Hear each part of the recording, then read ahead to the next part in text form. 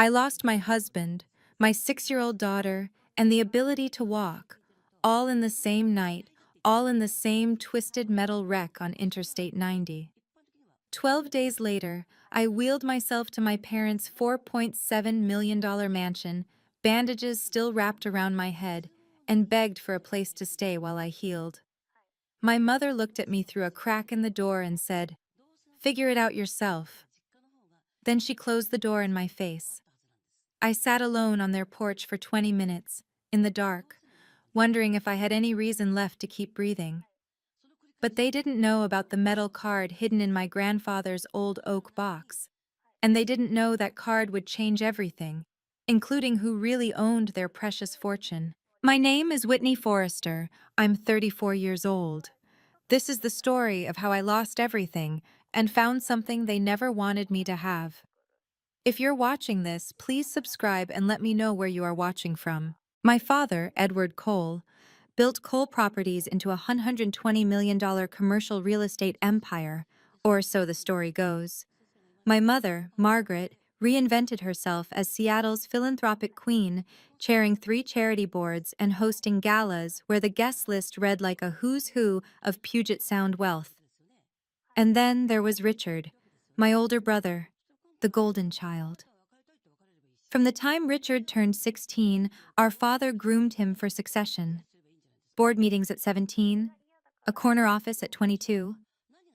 By 25, he was COO, his name embossed on business cards I was never offered. Me? I was told girls didn't need to understand the family business. I remember my 18th birthday with perfect clarity.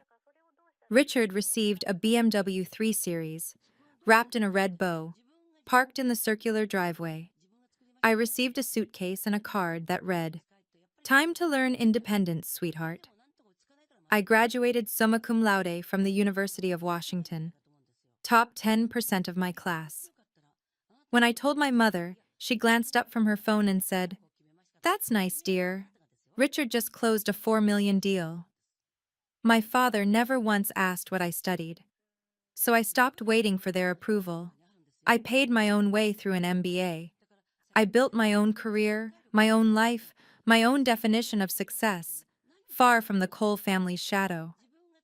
But there was one person in that family who saw me, really saw me, my grandfather, Harold Whitmore. He used to tell me, "Whitney, kindness matters more than money. Remember that when everyone else forgets." I didn't understand what he meant. Not then, I would, eventually. I built my career one project at a time, one late night at a time, one impossible deadline at a time. By 33, I was Senior Project Director at Meridian Technologies, leading a team of 23 engineers and analysts. My specialty was digital transformation, taking broken systems and making them work. My biggest project saved a regional hospital chain $4.2 million annually. The CEO sent a personal thank you letter. My team received bonuses. I received a promotion and a salary bump to $187,000, plus performance bonuses that pushed me well past $200,000 in good years. Not bad for the girl who was told she didn't need to understand business. But every Thanksgiving, every Christmas, every rare family gathering I attended, the pattern repeated itself. Richard would announce his latest acquisition, his latest deal, his latest win. My parents would beam. Champagne would flow. No one ever asked about my work. Once I tried. I mentioned the hospital project, the lives potentially saved through better resource allocation. Richard laughed and said, "So you're a glorified IT consultant?" My mother smiled politely and changed the subject. I learned to become invisible at those tables. It was easier than the alternative. Daniel changed everything. My husband saw me the way my family never did. "Whitney," he told me once, "you don't need them to validate you. I see you. I've always seen you." He was a software engineer at a small startup, brilliant and kind, and completely unimpressed by the Cole family fortune.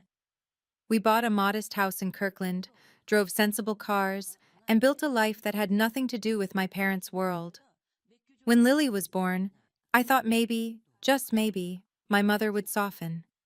She didn't attend the baby shower. March 14th, 2024. Started like any other Friday. I kissed Daniel goodbye at 7:15 a.m. Lily was still in her pajamas, eating cereal at the kitchen table, her stuffed bunny propped beside her bowl. "Mommy, can we get ice cream after dinner?" she asked. "If you eat all your vegetables," I said. "Deal." I drove to the office, sat through 3 meetings, reviewed a project timeline, sent 14 emails. Normal. Routine. Forgettable. At 5:47 p.m., my phone rang. The number was unfamiliar. I almost didn't answer. "Mrs. Forrester, this is Officer Martinez with the Washington State Patrol. There's been an accident on Interstate 90. The next 3 hours exist in my memory as fragments: shattered glass, flashing lights, a sheet pulled over small forms, voices telling me things I couldn't process. A semi-truck driver fell asleep at the wheel. He crossed the median at 65 miles per hour. Daniel's sedan didn't stand a chance. My husband died on impact. My daughter, my 6-year-old daughter, who still believed in tooth fairies and asked for ice cream, was pronounced dead at the scene. I survived because I was in the back seat, reaching for Lily's dropped toy. The angle of impact crushed the front of the car and left me with a shattered L1, L2 vertebrae. When I woke up in Harborview Medical Center 3 days later, a doctor I'd never met told me that my husband and daughter were gone and that I would likely never walk again. Paralyzed from the waist down. 12% chance of meaningful recovery with aggressive rehabilitation. I remember staring at the ceiling tiles, counting them over and over, because counting was easier than feeling. $47,000 in medical bills accumulated in 8 days. Insurance covered 60%. The hospital sent a social worker to discuss next steps. She asked if I had family support. I thought of my parents' mansion in Bellevue, 20 minutes away. I thought of my mother's voice. Family image. "I don't know," I told her. The email arrived on day 10. I was still in the hospital, still learning how to transfer myself from bed to wheelchair, still waking up in the middle of the night reaching for a husband who wasn't there. From HR Department, Meridian Technologies. Subject: Employment Status Update. Dear Ms. Forrester, due to recent organizational restructuring, your position has been eliminated, effective immediately. Please find attached your severance package details and Cobra insurance information. We wish you the best in your future endeavors. 2 months severance, health insurance for 30 days, 7 years of 80-hour weeks, 2 promotions, and 3 outstanding performance awards, reduced to a 200-word email. I knew what restructuring meant. They didn't want an employee in a wheelchair, the liability, the accommodations, the optics. I called my supervisor. He didn't answer. I called HR. They transferred me to voicemail. The math was simple and devastating. Savings: $38,000. Current medical bills: $47,000. Estimated monthly rehabilitation cost: $15,000. Monthly expenses: rent, utilities, food: $3,200. At that burn rate, I had 8 weeks before I was completely broke. 8 weeks, paralyzed, grieving, and alone. I lay in that hospital bed and stared at my phone, scrolling through contacts, trying to find anyone who could help. Friends from work had already stopped texting. Acquaintances offered thoughts and prayers, but nothing practical. Daniel's family was small, scattered, still reeling from their own grief, which left one option. The option I swore I would never take. My parents. Maybe, I thought, tragedy would change them. Maybe blood would matter more than image. I was wrong. I called my mother on day 11. The phone rang 4 times. I counted each one, my heart hammering against my ribs. When she answered, her voice was the same as always, polished, measured, revealing nothing. "Whitney, we heard about the accident." Not, "How are you?" Not, "We're so sorry." Just acknowledgement that she possessed information. "Mom, My voice cracked. I hadn't spoken aloud in 2 days except to nurses. "I don't have anywhere to go. The hospital is discharging me tomorrow. I need a place to stay while I recover. Silence. 3 seconds. 4. Whitney, this is very sudden. My husband and daughter died, Mom. 12 days ago. Yes, we know. We received the funeral notice. I waited for her to say they'd been unable to attend, that there had been a conflict, that they'd been devastated to miss it. She said nothing. Can I come home? I asked. Just for a few months, just until I can figure out what to do next. More silence. I heard the faint sound of ice clinking in a glass. Come by tomorrow evening, she finally said. Your father and I will discuss it. She hung up without saying goodbye. I sat in my wheelchair in the hospital hallway and let the phone drop to my lap. A passing nurse asked if I was okay. I nodded. I wasn't okay. But I'd convinced myself that seeing me, in person, in a wheelchair, clearly broken, would remind them that I was their daughter, their flesh and blood. I'd convinced myself that even Edward and Margaret Cole couldn't look at their own child suffering and turn away. I had never been more wrong about anything in my life. Tiffany Morrison drove me to Bellevue. She was Daniel's younger sister, 29, an ER nurse at Seattle General, and the only person who'd shown up at my hospital room every single day since the accident. She'd brought me clothes, toiletries, and meals that weren't beige hospital food. You don't have to do this, she said, as we pulled onto I-405, heading toward my parents' neighborhood. My apartment is small, but we could make it work. Your studio barely fits you, I said, and the bathroom isn't wheelchair accessible. I could renovate. With what money, Tiff? She didn't answer. We both knew her $62,000 nursing salary didn't leave room for contractor bills. The drive took 25 minutes, but it felt like hours. I watched the scenery change through the window, from modest apartment complexes to manicured corporate campuses to sprawling estates hidden behind iron gates and hedges. My parents' house appeared around a bend, 8,000 square feet of Pacific Northwest modern architecture, all glass and stone, and perfectly landscaped gardens. A $4.7 million monument to success. I grew up in that house. I took my first steps in that house. I had my heart broken in that house more times than I could count. Now I was returning in a wheelchair, begging for shelter. I'll wait here, Tiffany said as we stopped at the gate. If you need me, thank you. I squeezed her hand. But this is family business. You shouldn't have to witness it. She pressed the call button. The gate swung open. I wheeled myself up the stone path alone. I rang the doorbell at 6:47 p.m. on March 26, 2024. The door opened after 3 long minutes. My mother stood in the entryway wearing a cream silk blouse and pearl earrings, her silver hair perfectly styled. Behind her, I could see the glow of the living room, the flicker of the gas fireplace, the shapes of people moving. She had guests. Whitney. Her eyes dropped to my wheelchair, then snapped back to my face. You came. You told me to. Yes. Well, she glanced over her shoulder, then stepped halfway outside, pulling the door partially closed behind her.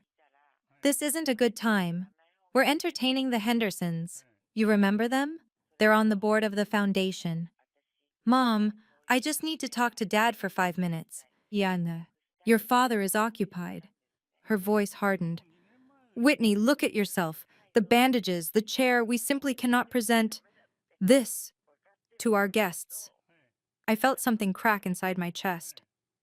I lost my family, I said. 12 days ago. I lost my husband and my daughter and my ability to walk. And I'm asking you, begging you, for help. The door opened wider. My father appeared beside my mother, wearing a charcoal suit and an expression I knew too well. Cold, calculating, already decided. Whitney, he said, you made your choice 12 years ago when you left this family to pursue your own path. You didn't want our help then. You don't get to demand it now. I'm not demanding. I'm asking. And we're declining. He put his hand on the door. This household has responsibilities, obligations, an image to maintain. Your presence here, in your current condition, would be a distraction. A distraction? I'm your daughter. You were our daughter, my mother said. Then you married that engineer, and made it very clear where your loyalties lay. The door closed. I sat there for 20 minutes, alone on the stone porch, in the dark, until Tiffany found me. She didn't say anything. She just wrapped her arms around me and let me sob. Tiffany's studio apartment was 480 square feet. She sold her sofa the next morning, listed it on Facebook Marketplace at 7 a.m., had a buyer by noon, and spent the afternoon rearranging what little furniture remained to make room for my wheelchair.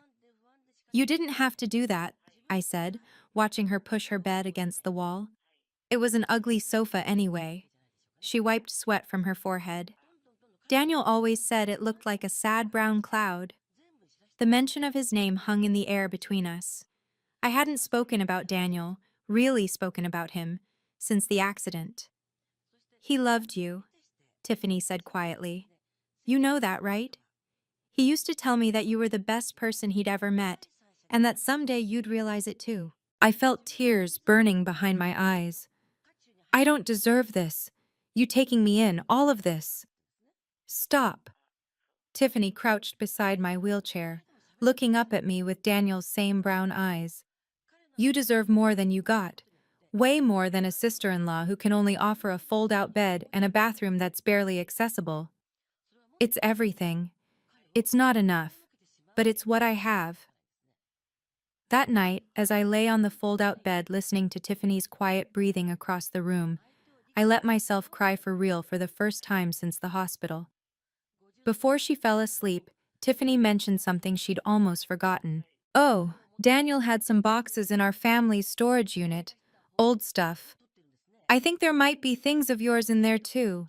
Maybe some of your grandfather's belongings. Daniel said your grandpa left you something, but he never got around to bringing it over. I stared at the ceiling in the darkness, thinking about my grandfather Harold. Whatever he left me, it could wait. Or so I thought. The first 3 weeks in Tiffany's apartment were an exercise in survival.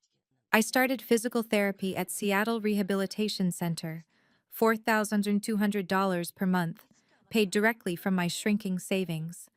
Every session left me exhausted and humiliated, struggling with exercises that would have been effortless before the accident. My therapist, Dr. Marcus Chen, a compact man with infinite patience, delivered the first piece of genuine hope I'd had in weeks. Your spinal cord isn't completely severed, he explained during our second session, pointing to my MRI. There's significant damage, but not total. With consistent work, I'd estimate a 30% chance of partial recovery. 30%? It's better than what you were told initially. Your doctors were being conservative. He handed me a resistance band. But 30% requires 6 months of daily therapy, minimum. Can you commit to that? I don't have a choice. Everyone has choices, Ms. Forrester. Most people in your situation choose to stop fighting. I didn't stop.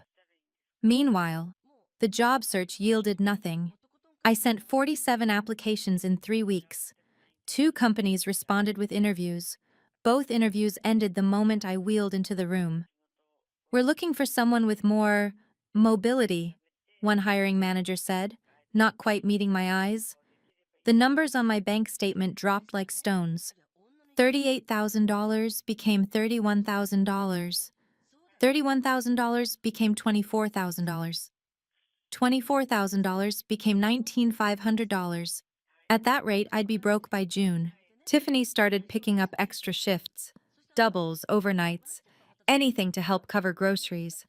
I watched her run herself ragged and felt guilt pile onto grief. I needed a miracle. What I got was a phone call. My brother's name lit up my screen on a Tuesday afternoon, 3 weeks after our parents closed their door in my face. I answered without thinking. I shouldn't have. Whitney, glad I caught you. Richard's voice was smooth, professional, the same tone he used in boardrooms. No warmth, no acknowledgement of what I'd been through. Richard, I gripped the phone tighter. Why are you calling? I need you to sign something. It's about Grandfather Harold's estate. For a moment, I couldn't process the words. Our grandfather had been dead for 8 years. Whatever estate matters existed had been settled long ago, or so I'd assumed. What about his estate? Administrative details, paperwork. You know how these things drag on. He paused. Just a standard relinquishment form, confirming you have no claims on any remaining assets. Remaining assets? Grandpa Harold ran a small jewelry store. What assets? Whitney, just sign the form. It'll take 5 minutes. I can email it right now. Something cold settled in my stomach. Richard never called me unless he wanted something, and he certainly never called about trivial paperwork. Why now? I asked. After 8 years, why does this suddenly matter? It doesn't matter. That's the point. Sign it and we can all move on. I need to think about it. His tone sharpened. There's nothing to think about. You have nothing, Whitney. No house, no job, no husband.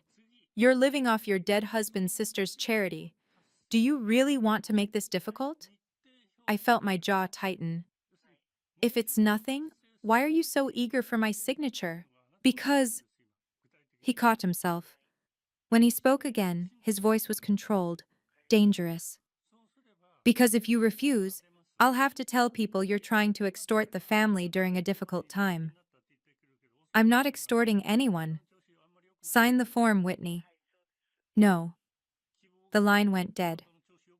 I sat there, staring at my phone, wondering what secret my family was so desperate to keep buried.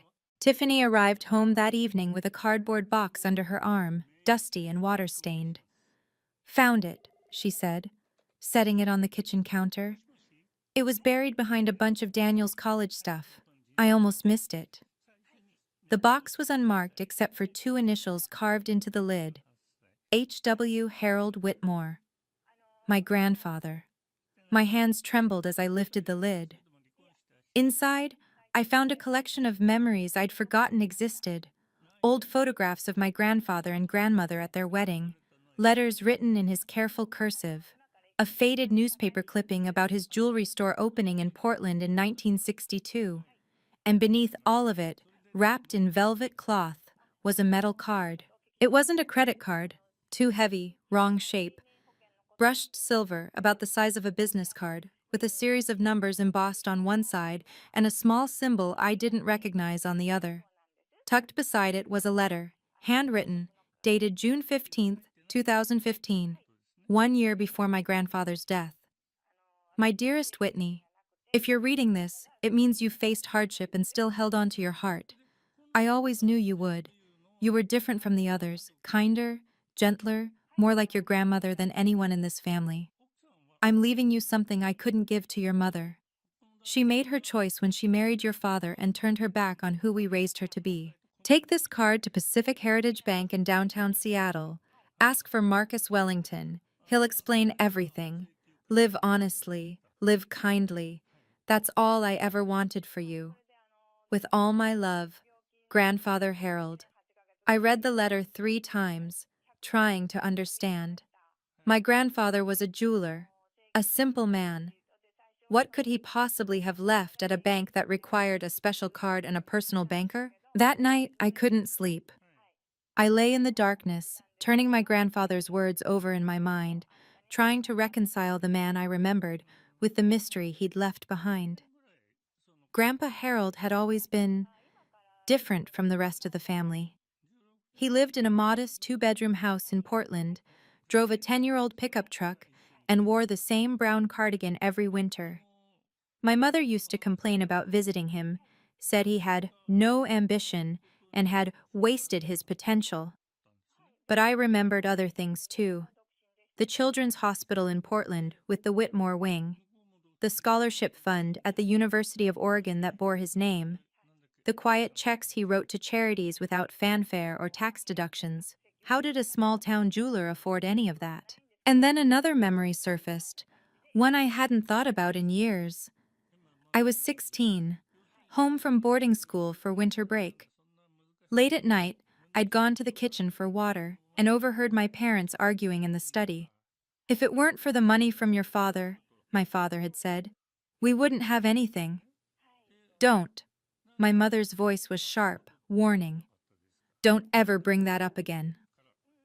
$3.2 million, Margaret. That's what built Cole Properties.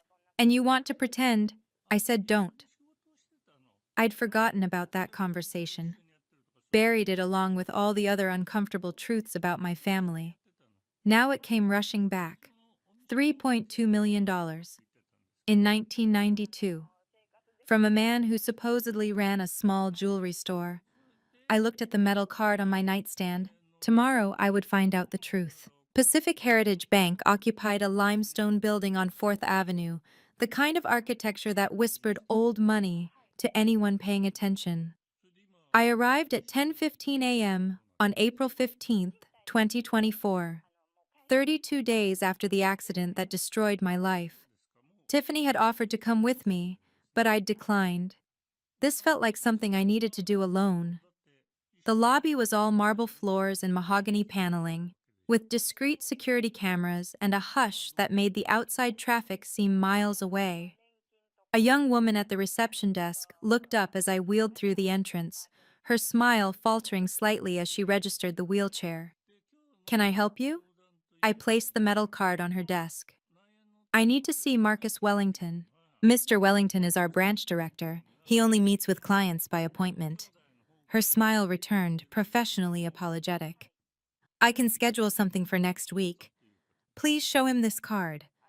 She hesitated, then picked it up, examining it with polite confusion. Ma'am, I'm not sure what this... Just show it to him, please. Something in my voice must have convinced her. She excused herself, disappearing through a door marked private. I waited in the lobby, watching the second hand crawl around the face of an antique grandfather clock. 8 minutes later, the door opened. A man in his 50s emerged, silver-haired, impeccably dressed, with the kind of bearing that suggested decades of discretion. His eyes went first to the card in the receptionist's hand, then to me. His expression shifted from professional neutrality to something I couldn't quite identify. Surprise? Recognition? Ms. Cole? His voice was barely above a whisper. Forrester now. Whitney Forrester. He crossed the lobby in 4 quick strides and extended his hand. I've been waiting for you for 8 years. Marcus Wellington's private office occupied a corner of the bank's 3rd floor, with views of Puget Sound and furniture that looked older than my parents' marriage. He closed the door behind us and gestured to a leather chair positioned to accommodate a wheelchair. Then he sat across from me, folded his hands, and studied my face with an intensity that made me want to look away. You have his eyes, he said finally. Harold's eyes. You knew my grandfather? For 37 years, I managed his accounts personally from the day he established the trust. He paused. I'm sorry it took tragedy to bring you here. Harold always hoped it wouldn't. What trust? My grandfather was a jeweler. For the first time, Marcus Wellington smiled, a small, knowing expression. That's what he wanted people to believe, especially your mother. He turned to his computer, typed briefly, then swiveled the monitor to face me. This is the Whitmore Trust, established June 3, 1987. Sole beneficiary as of Harold's death in 2016. You. I looked at the screen. I blinked. I looked again. The number didn't change. Current value, $1,247,683,412. $1.2 billion. My voice came out as a whisper. That can't be right. It's right. He handed me a leather portfolio. Audited annually by Deloitte. Real estate holdings across the West Coast, acquired systematically over 60 years. Your grandfather was one of the most successful and most private investors of his generation. My hands were shaking so badly I could barely open the portfolio. Why me? I asked. Why not my mother? Marcus Wellington's expression darkened. Because of what she became when she married your father. If you've made it this far, I have a question for you. If you were in my position, sitting in a bank office, Learning you just inherited $1 billion while your parents lived 20 minutes away in a mansion built on lies. What would you do? Would you confront them? Disappear? Burn it all down? Let me know in the comments. And if you haven't subscribed yet, now's the time. Because what happened next is the part of the story I've been waiting to tell. I spent the next 2 weeks in Marcus Wellington's office, learning the truth about my family. The Whitmore Trust wasn't just money, it was documentation. Decades of records, contracts, correspondence. My grandfather had been meticulous, almost obsessive, about keeping evidence of everything. And what the evidence showed changed everything I thought I knew about Cole Properties. In 1992, my father Edward approached Harold with a proposition. Edward had found a commercial property in Bellevue, a failing strip mall that could be redeveloped into office space. He needed $3.2 million to make the purchase. He promised a return of the principal plus 15% of all future profits. Harold agreed. He drew up a contract. Both men signed. Edward never paid back a single dollar. The strip mall became the foundation of Cole Properties. Every subsequent acquisition, every development, every dollar my father earned traced its lineage back to that initial loan, a loan he pretended didn't exist. When Harold asked about repayment, Edward stopped taking his calls. When Harold sent letters, they went unanswered. Eventually, my grandfather stopped trying. Why didn't he sue? I asked Marcus.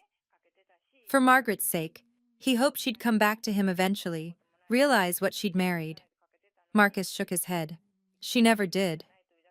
So he just let them steal from him? He let them think they'd stolen from him. There's a difference. Marcus handed me another document. This is the trust's secondary clause. If your mother or any of her descendants access the main trust under false pretenses, all funds would transfer to a charitable foundation. But if a legitimate heir proved themselves worthy through genuine hardship, they'd inherit everything. Your grandfather hired a private investigator to monitor your life for the last 10 years. Not intrusively, just enough to confirm you hadn't become like the rest of them. I thought about all the years I'd struggled, all the times I'd been overlooked and dismissed, all the moments I'd wondered if I was worth anything at all. My grandfather had been watching, believing, waiting. I don't want revenge, I said finally. What do you want? I thought about my mother's voice through that cracked door, about my father's cold eyes, the truth, and boundaries. On September 15th, 2024, an envelope arrived at Tiffany's apartment. Cream-colored paper, gold embossing, the Cole Foundation crest in the corner. I stared at my name written in elegant calligraphy, Whitney Forrester, and felt something tighten in my chest. That's weird, Tiffany said, peering over my shoulder. They haven't invited you to anything in 5 years. She was right. Since my wedding to Daniel, which my parents attended under protest and left early, I'd been systematically erased from the Cole family's social calendar. The invitation was for the Cole Foundation annual gala, scheduled for September 28th at the Bellevue Grand Ballroom. Black tie, 340 guests. The most important social event on my parents' calendar. Why now? Tiffany asked. I turned the invitation over. A handwritten note on the back, in my mother's handwriting. Whitney, we should talk. Please come. It's a trap, Tiffany said flatly. Probably. Richard called you about signing away your inheritance rights. Now suddenly they want you at their biggest event of the year? She shook her head. They're planning something. I knew she was right. My family didn't extend olive branches. They constructed ambushes. But something had changed in the past 5 months. I had changed. I could stand now, with forearm crutches, but standing nonetheless. My recovery had exceeded every prediction. 30% chance, Dr. Chen had said. I'd fought my way to 65% function through sheer stubbornness. And I had resources now. Lawyers, documentation, a $1 billion trust that gave me more leverage than my father had ever imagined. I called Catherine Palmer, the trust's attorney, a sharp-eyed woman of 58 who'd worked with my grandfather for 20 years. They're going to try to humiliate you publicly, she said after I explained the situation. I know. You want to go anyway? I want them to think they're in control, right up until they're not. There was a pause on the line. Then, I'll prepare a document package, just in case. Just in case. September 28th was 13 days away. I started planning. The Bellevue Grand Ballroom glittered like something out of a fairy tale, if fairy tales were sponsored by hedge funds and old money. I arrived at 6:30 p.m. on September 28th, 2024, with Tiffany at my side. She'd insisted on coming as my plus one, and I hadn't argued. Having a witness felt important. Crystal chandeliers cast prismatic light across the room. Centerpieces of imported Dutch flowers adorned every table. A jazz quartet played softly in the corner, while 340 of Seattle's wealthiest citizens mingled in black tie and evening gowns, champagne flutes in hand. This was my parents' kingdom, their stage. The place where they performed the role of philanthropic royalty for an audience that didn't know better. I wore a simple black dress, modest, appropriate, unremarkable. I carried forearm crutches instead of using my wheelchair, though my legs ached from the effort. I wanted to stand for this. Heads turned as I entered. I saw recognition in some faces, confusion in others. Whispers rippled through the crowd like wind through grass. Is that Whitney? The one who married the engineer? I heard she was in an accident. Lost her whole family. Why is she here? A server directed us to our table. I wasn't surprised to find it at the far edge of the room, near the service entrance. The worst seat in the house, designed to remind me of my place in the hierarchy. But as I scanned the room, I noticed something else. Near the main stage, at the table of honor, my parents held court. My mother in a silver gown that probably cost more than Tiffany's monthly salary. My father in a custom tuxedo, shaking hands and slapping backs like a politician on the campaign trail. Richard beside them, already slightly drunk, laughing too loud at something. They hadn't seen me yet. Or if they had, they were pretending otherwise. A waiter passed close to my table, pausing briefly. "Miss Forrester?" he murmured. "Ms. Palmer sends her regards." I nodded. The document package was in place, couriered to the ballroom that morning, held by hotel security until needed. At 7 o'clock p.m., the lights dimmed. My father took the stage. I straightened in my chair. This was it. "Good evening, everyone. Welcome to the 14th Annual Cole Foundation Gala." My father's voice filled the ballroom, amplified by hidden speakers, smooth as polished marble. He stood at the podium with the easy confidence of a man who had never doubted his place in the world. "Tonight is about legacy," he continued, "about the values that make a family strong. Integrity, excellence, commitment to community." I watched him gesture expansively, watched the crowd nod along, watched the performance I'd witnessed my entire life. Then my mother took the microphone. "Thank you all for being here. As many of you know, this past year has been challenging for our family." She paused, her gaze sweeping the room. When it landed on me, she didn't look away. Our youngest daughter, Whitney, faced a terrible tragedy earlier this year. She lost her husband and child in an accident. We've done everything we could to support her during this difficult time. The lie hung in the air like smoke. "Unfortunately," my mother continued, her voice taking on a practiced tone of sorrowful disappointment, "grief can sometimes bring out the worst in people. Whitney has struggled. She's made accusations, demanded things that aren't hers to demand." I felt Tiffany stiffen beside me. Around the room, heads turned in my direction. "We love Whitney," my mother said. "We always will. But we can't condone behavior that threatens to tarnish everything this family has built." Richard took the microphone next, his face flushed with wine and self-importance. "My sister has always been different. She rejected this family years ago. Now that she's facing hard times, she's trying to claim she's owed something." He laughed softly. "She's even bringing up our grandfather, a man she barely visited in his final years, claiming he left her some kind of secret inheritance." Murmurs swept through the crowd, sympathetic glances toward my parents. Pitying, suspicious glances toward me. This was it, the public execution they'd planned. I stood up from my chair, reaching for my crutches. The room fell silent. I walked toward the stage. Each step took effort, more than anyone watching could know. My legs burned, my grip on the crutches whitened my knuckles. But I kept my face calm, my pace steady. The crowd parted as I approached. I saw confusion on some faces, curiosity on others.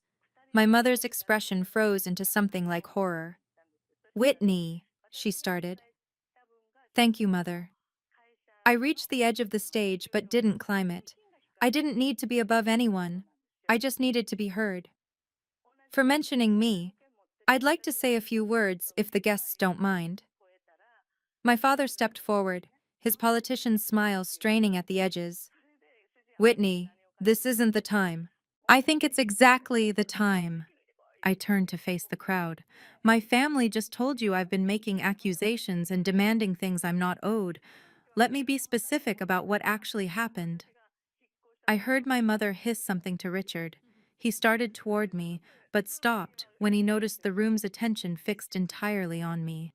On March 26th of this year, 12 days after I lost my husband and 6-year-old daughter in a car accident, 12 days after I learned I might never walk again, I went to my parents' home. I sat in a wheelchair on their doorstep and asked if I could stay with them while I recovered. The room was absolutely silent. My mother's response was, "We can't let the family image be affected." My father closed the door in my face. A ripple of discomfort moved through the crowd. I saw some guests exchange glances. "That's not an accusation. It's a fact." I sat alone on their porch for 20 minutes before my sister-in-law found me and took me in. "Whitney, that's enough," my father's voice boomed. "It's not even close to enough." I pulled a document from my small clutch bag, a single sheet, folded in thirds. "My family is concerned about my grandfather Harold Whitmore's estate. Let me tell you why." I unfolded the paper and held it up. "This is a loan agreement dated March 3, 1992, signed by Harold Whitmore and Edward Cole, $3.2 million, to be repaid with 15% of all future profits. My father never paid back a single dollar." The murmur that swept through the room was no longer sympathetic toward my parents. My father's face had gone the color of old ash. "That document," he started, "is authentic, notarized, witnessed." I kept my voice level. "My grandfather kept meticulous records. He documented every attempt he made to collect on this loan, every unreturned phone call, every ignored letter." "Harold was senile toward the end," my mother interjected, her voice sharp. "He didn't know what he was doing." "He knew exactly what he was doing." I turned back to the crowd. My grandfather, Harold Whitmore, wasn't just a small-town jeweler. He was one of the most successful private real estate investors on the West Coast. He simply chose to live modestly. I watched comprehension dawn on faces throughout the room, and suspicion. When he died in 2016, his estate was worth over $1 billion, and he left everything, all of it, to me.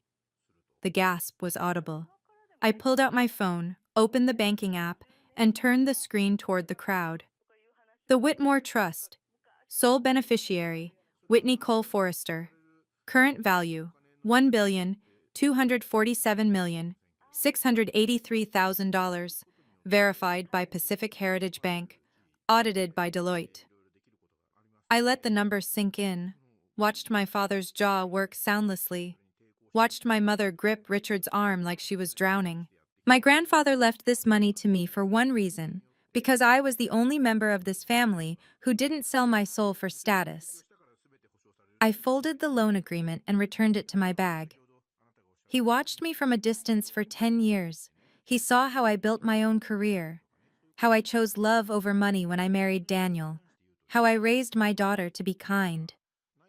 My voice broke slightly on daughter. I let it. And he saw how this family treated me. Every dismissal, every closed door, every reminder that I wasn't good enough. I looked directly at my parents. With the authority the Whitmore Trust gives me, I could demand the 18.7 million you owe, principal plus 32 years of interest. I could destroy Cole Properties tomorrow. I paused. But I won't. The $18.7 million will be donated to Seattle Children's Hospital in my grandfather's name. I let that settle before continuing. I'm not here to destroy this family. I'm here to tell the truth and to set boundaries.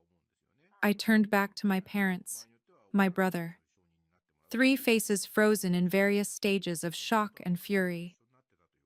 From this day forward, every person in this room knows the real story of Cole Properties. They know where your fortune came from. They know how you treat your own children when they're no longer useful. I picked up my crutches. If any of you want a relationship with me in the future, you can start with an honest apology. Not to me, to Grandfather Harold. Visit his grave. Tell him you're sorry for what you did. I looked at my mother one last time. I'm not the daughter you wanted, but I am the granddaughter he raised me to be. I turned and walked back to my table. Tiffany met my eyes, tears streaming down her face, and whispered, "You did it." The ballroom remained frozen in stunned silence. I'd said everything I came to say. I know what some of you are thinking right now. Would you have had the courage to do what I did? Here's the truth. 6 months before that night, I couldn't have done it either. I was too broken, too desperate for approval, too convinced that my value depended on whether my family accepted me. It took losing everything to understand that I was enough without them. If you've ever felt dismissed, overlooked, or taken for granted by the people who should love you most, I see you. You're not alone, and your worth isn't determined by their blindness. Drop a comment if this story resonated with you. Like this video if you're still watching. And stay with me, because what happened after that gala is the part that surprised even me. The gala dissolved into controlled chaos within minutes of my return to my table. I didn't stay to watch. Tiffany and I slipped out through a side exit while conversations erupted throughout the ballroom, voices raised, phones produced, the delicate social fabric of the evening shredding in real time. In the car, my hands finally began to shake. "Are you okay?" Tiffany asked, starting the engine. "I don't know." I stared at my trembling fingers.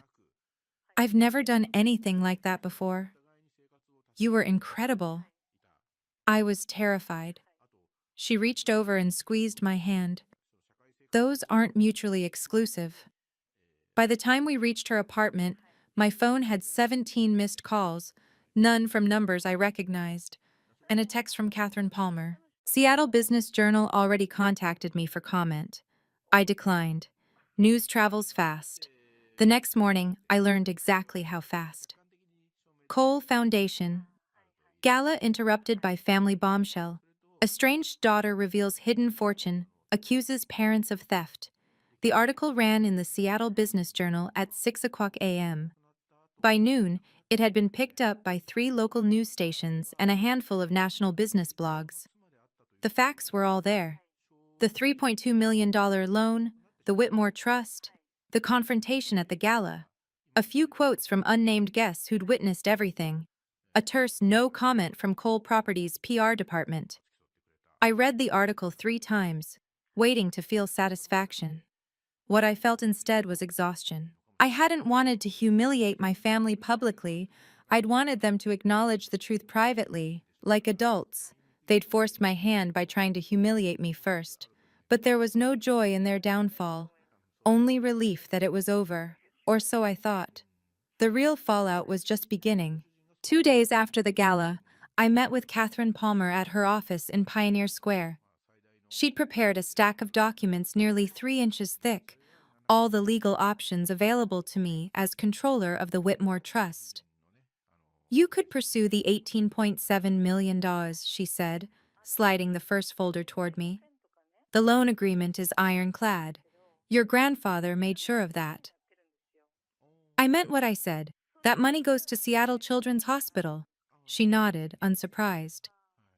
Then we moved to option 2, full financial separation. This folder was thinner, but no less significant.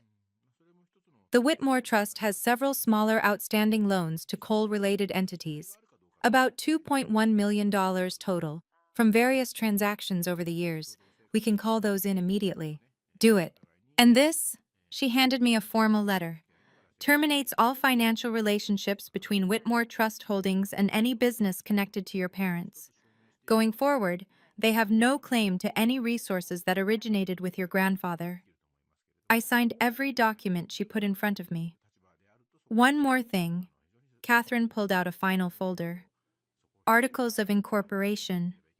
The Legacy Tech Foundation. Capitalized with $50 million from the trust. Mission. Supporting disabled entrepreneurs in technology. I looked at the name. You remembered. Your grandfather suggested it, actually, years ago. She smiled. He said if anyone could turn tragedy into purpose, it would be you. I signed the foundation into existence at 3:47 p.m. on October 2nd, 2024. The same day Cole Properties' largest investor demanded a full financial audit. Richard called 1 week after the gala. I almost didn't answer, but something made me swipe accept. Maybe curiosity, maybe the faint hope that one member of my family could surprise me. Whitney. His voice was hoarse, stripped of the arrogance I was used to. I need to talk to you. So talk. A long pause. I heard him take a breath. I didn't know about the loan, the $3.2 million. Dad never told me where the startup capital came from. And that makes it better? No, it makes me an idiot who never asked questions. Another pause. I'm sorry for what I said at the gala, for calling you about the inheritance papers, for all of it, really. I waited. I spent my whole life trying to be what Dad wanted. I didn't think about what that cost anyone else. His voice cracked slightly, including you. Richard, I appreciate the apology, but saying sorry to me isn't enough. What do you mean? You also need to apologize to yourself for 38 years of never questioning whether the people you trusted deserved that trust. He was quiet for so long I thought the call had dropped. I don't know how to do that, he finally said. Figure it out, and when you do, if you want to talk again, you know where to find me. I ended the call. It wasn't forgiveness, not yet, maybe not ever.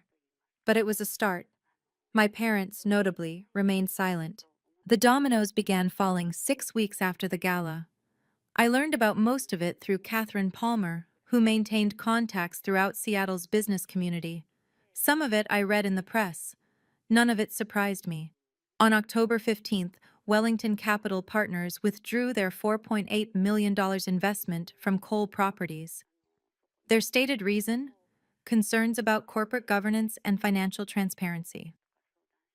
On October 23rd, Pacific Northwest Bank requested a comprehensive audit of all Cole Properties accounts, a process that would tie up my father's operations for months. On November 1st, the Seattle Business Alliance announced that Edward Cole had voluntarily stepped back from his position on their board of directors. The press release thanked him for his years of service. It didn't mention why he was really leaving. The numbers kept accumulating. 3 major investors withdrew a combined $12 million. 2 commercial development deals in negotiation were canceled. Cole Properties' estimated portfolio value dropped 23% by the end of Q4. And then there was my mother. The Bellevue Women's Foundation asked Margaret to resign from their board on October 28th. The Eastside Arts Council followed suit on November 3rd. By Thanksgiving, she had lost every charitable position she'd spent decades cultivating. The cruelest blow, though I took no pleasure in it, was the Seattle Social Club's decision to rescind her 2019 Woman of the Year award after reviewing what they called new information about the circumstances of her family's success. I heard about that one from a former colleague who thought I'd want to celebrate. I didn't. Aren't you satisfied? Tiffany asked me that night. After everything they did? No. I watched the rain streak down her apartment window. I didn't want this. I wanted them to tell the truth and treat me like family. Instead, They forced a public reckoning that hurt everyone, including people who had nothing to do with our dysfunction. That's not your fault. Maybe not, but it doesn't feel like victory either. Some justice tastes like ashes. The Legacy Tech Foundation officially launched on January 15th, 2025. I'd spent 3 months building it from scratch, hiring staff, designing programs, establishing partnerships with disability advocacy organizations across the Pacific Northwest. Every decision carried the weight of what I wanted the foundation to mean. This wasn't charity, it was opportunity. Our flagship program, the Tech Access Initiative, offered $50,000 scholarships to disabled entrepreneurs pursuing technology ventures. No strings attached, except a commitment to pay it forward, mentoring the next generation when they could. The first cohort included 20 recipients: a software developer with cerebral palsy building accessibility tools, a deaf UX designer creating better interfaces for the hearing impaired, a veteran with PTSD developing mental health apps for fellow soldiers. I hired 12 full-time staff members, 5 of whom had disabilities themselves. Our offices in South Lake Union were designed from the ground up to be fully accessible, not as an afterthought, but as a founding principle. GeekWire ran a feature story in February, From Wheelchair to Boardroom, How Tragedy Became Whitney Forrester's Greatest Teacher. I didn't choose this path, I told the reporter, but I can choose what I do with it. My grandfather believed that real wealth isn't about what you have, it's about what you give. I'm trying to live up to that. The article mentioned my family situation in passing, unavoidable, given the public nature of the gala incident, but I asked them to focus on the foundation's mission rather than the drama. Tiffany became the foundation's Director of Health and Wellness, overseeing programs to ensure our entrepreneurs had access to medical support and mental health resources. She'd left Seattle General to join full-time. "You're sure about this?" I'd asked when she accepted the position. "Whitney." She'd looked at me with Daniel's eyes. "This is what he would have wanted me to do. Help you help others." By March 2025, the foundation had supported 47 disabled entrepreneurs. 3 startups from our first cohort had already secured venture capital funding. My grandfather would have been proud. On December 14th, 2024, exactly 9 months after the accident, I completed my final session of intensive physical therapy. Dr. Chen had me walk the length of his rehabilitation gym without crutches, 50 feet. The longest distance I'd managed unassisted since March. My legs trembled. My back ached. I had to stop twice to catch my breath. But I made it. 65% functional recovery, he said, reviewing my charts afterward. "When you first came to me, the prognosis was 15%. You've exceeded every expectation." I had good motivation.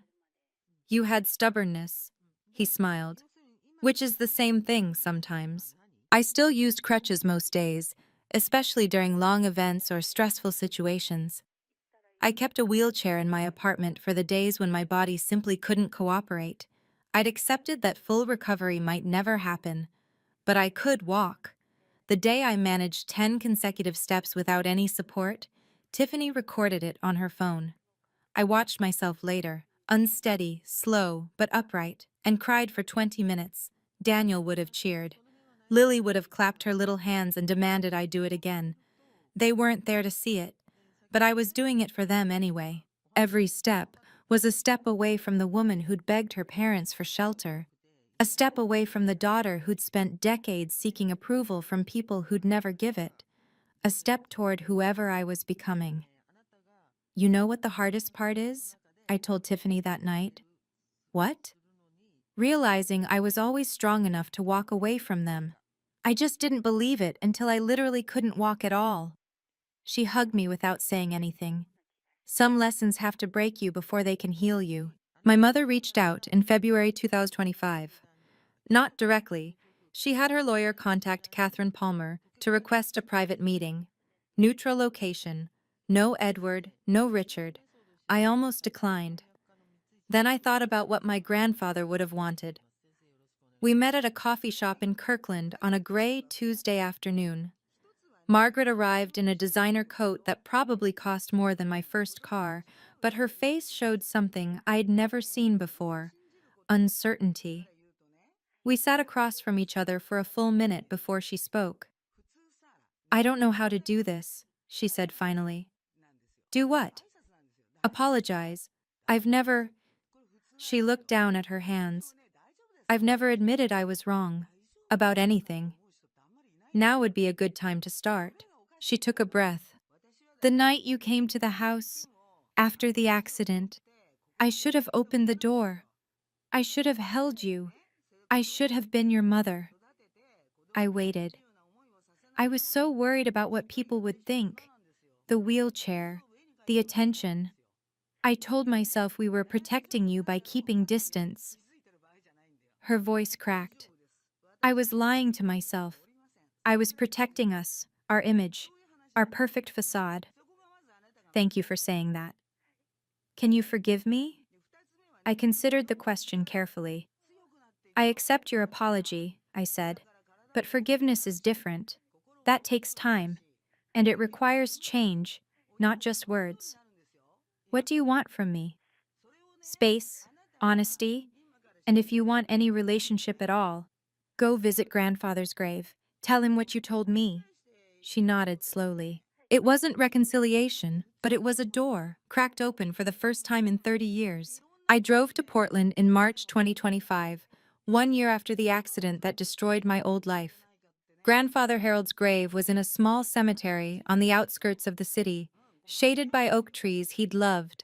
The headstone was simple granite, exactly as he'd requested: Harold Whitmore, 1938, 2016.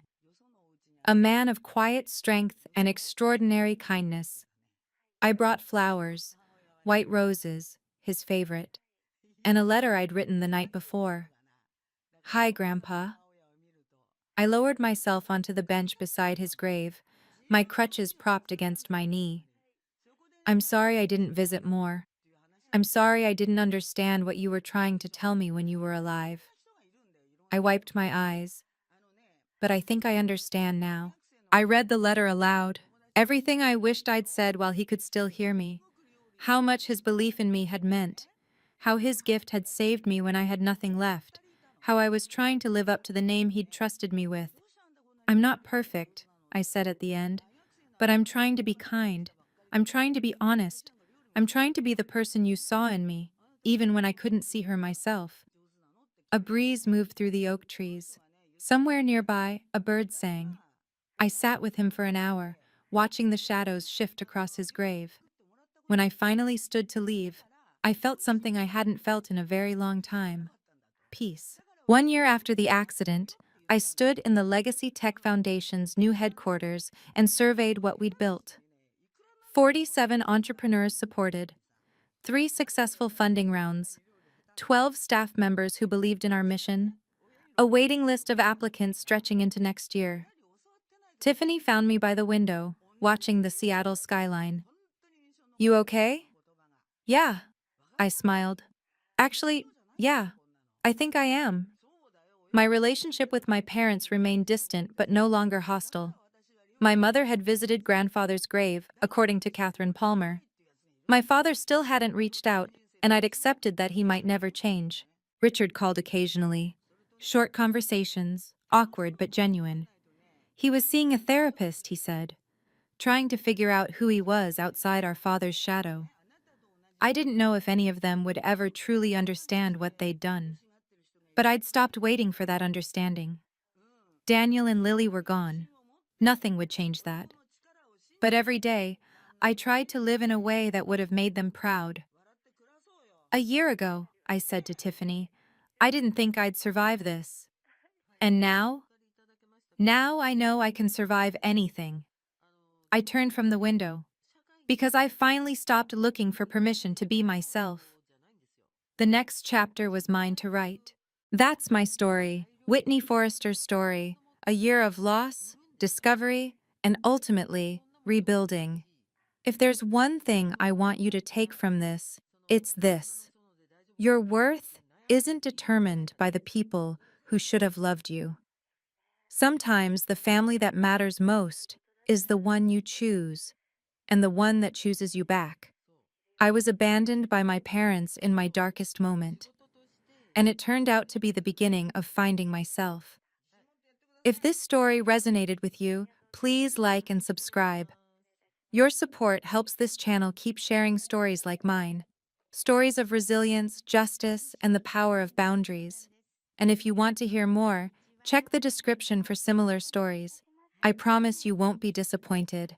Thank you for watching. Thank you for listening. Thank you for being here. Until next time.